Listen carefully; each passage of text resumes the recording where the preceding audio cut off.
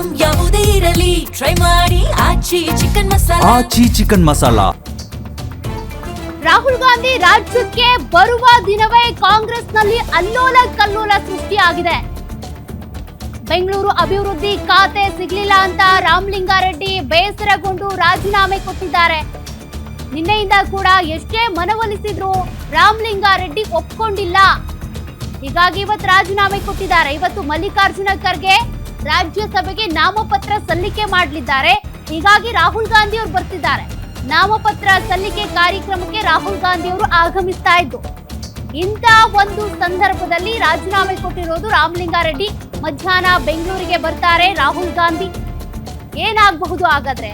ರಾಹುಲ್ ಗಾಂಧಿ ಬರ್ತಾ ಇದ್ದಂತೆ ರಾಮಲಿಂಗಾರೆಡ್ಡಿ ಅವರು ಅವರನ್ನ ಭೇಟಿಯಾಗಿ ಮಾತನಾಡೋ ಸಾಧ್ಯತೆ.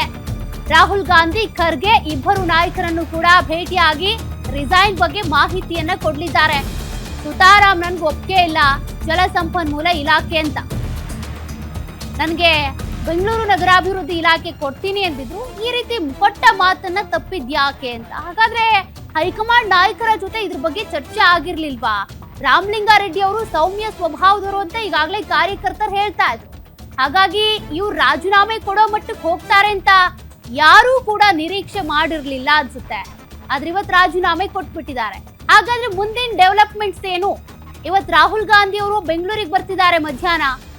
ಎಐಸಿಸಿ ಅಧ್ಯಕ್ಷ ಮಲ್ಲಿಕಾರ್ಜುನ್ ಖರ್ಗೆ ಅವರು ರಾಜ್ಯಸಭೆಗೆ ನಾಮಪತ್ರ ಸಲ್ಲಿಕೆ ಮಾಡ್ತಾರೆ ಇವತ್ತು. ಆ ಕಾರ್ಯಕ್ರಮದಲ್ಲಿ ರಾಹುಲ್ ಗಾಂಧಿ ಭಾಗಿಯಾಗ್ತಾರೆ. ಹಾಗಾಗಿ ಒಂದ್ ಕಡೆ ಎಐಸಿಸಿ ಅಧ್ಯಕ್ಷ, ಮತ್ತೊಂದ್ ಕಡೆ ವಿಪಕ್ಷ ನಾಯಕ ರಾಹುಲ್ ಗಾಂಧಿ ಇಬ್ಬರನ್ನು ಕೂಡ ಭೇಟಿಯಾಗಿ ಮಾತನಾಡೋ ಸಾಧ್ಯತೆ. ಆ ಸಂದರ್ಭದಲ್ಲಿ ಆ ಇಬ್ಬರು ನಾಯಕರು ಏನ್ ಹೇಳ್ಬಹುದು? ಹಾಗಾದ್ರೆ ಹೈಕಮಾಂಡೇ ತೆಗೆದುಕೊಂಡಿರುವಂತ ನಿರ್ಧಾರ ಇದು, ಅಥವಾ ರಾಮಲಿಂಗಾರೆಡ್ಡಿ ಅವರಿಂದ ಈ ಜಲಸಂಪನ್ಮೂಲ ಇಲಾಖೆಯಲ್ಲಿ ಏನಾದ್ರೂ ಬದಲಾವಣೆಗಳನ್ನ ನಿರೀಕ್ಷೆಯನ್ನ ಇಟ್ಕೊಂಡು ಹೈಕಮಾಂಡ್ ಇವರಿಗೆ ಈ ಖಾತೆ ಕೊಟ್ಟಿರಬಹುದಾ ಗೊತ್ತಿಲ್ಲ. ಬಟ್ ರಾಮಲಿಂಗಾರೆಡ್ಡಿ ಅವ್ರು ಹೇಳೋದಿದೆ, ನಾನ್ ಬೆಂಗಳೂರಿನವನು, ಬೆಂಗಳೂರು ಬಗ್ಗೆ ಗೊತ್ತು, 40 ವರ್ಷ ಬೆಂಗಳೂರಿನಲ್ಲಿ ರಾಜಕಾರಣ ಮಾಡಿದವರು. ಹಾಗಾಗಿ ನನಗೆ ನಗರಾಭಿವೃದ್ಧಿ ಇಲಾಖೆ ಕೊಟ್ಟಿದ್ರೆ ನಾನು ಅದಕ್ಕೆ ಸಂಬಂಧಪಟ್ಟಂತೆ ಜಾಸ್ತಿ ಡೆವಲಪ್ಮೆಂಟ್ ಮಾಡ್ತಿದ್ದೆ, ಇನ್ವಾಲ್ವ್ ಆಗ್ತಿದ್ದೆ. ಬಟ್ ಜಲಸಂಪನ್ಮೂಲ ಇಲಾಖೆ ನನ್ಗಿಷ್ಟ ಇಲ್ಲ, ಅದನ್ನ ನಿಭಾಯಿಸ್ಬೇಕು ಅನ್ನುವಂತ ಆಸಕ್ತಿ ನನಗಿಲ್ಲ, ಹಾಗಾಗಿ ಸಾಧ್ಯನೇ ಇಲ್ಲ ಅಂತ ಕಡ್ಡಿ ತುಂಡು ಮಾಡ್ದಂಗೆ ಹೇಳಿ ರಾಜೀನಾಮೆ ಕೊಟ್ಬಿಟ್ಟಿದ್ದಾರೆ. ಈಗ ರಾಜಕೀಯ ಇತಿಹಾಸದಲ್ಲೇ ಇದೊಂದು ರೀತಿಯಾಗಿ ದಾಖಲೆ.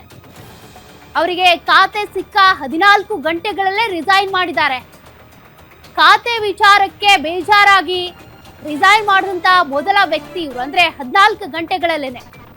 ನಿನ್ನೆ ಎಲ್ಲ ಕೂಡ ಡಿ.ಕೆ. ಶಿವಕುಮಾರ್ ಅವ್ರ ಜೊತೆಗೆ ಮಾತುಕತೆ ಆಗಿದೆ. ಅವರೆಷ್ಟೇ ಸಮಾಧಾನ ಪಡಿಸೋದಕ್ಕೆ ಟ್ರೈ ಮಾಡಿದ್ರು ರಾಮಲಿಂಗಾರೆಡ್ಡಿ ಅವರು ತಮ್ಮ ಪಟ್ಟನ್ನ ಸಡಿಲಿಸಿಲ್ಲ. ಅದ್ರ ಪ್ರಕಾರ ಇವತ್ತು ರಾಜೀನಾಮೆಯನ್ನು ಕೊಟ್ಬಿಟ್ಟಿದ್ದಾರೆ.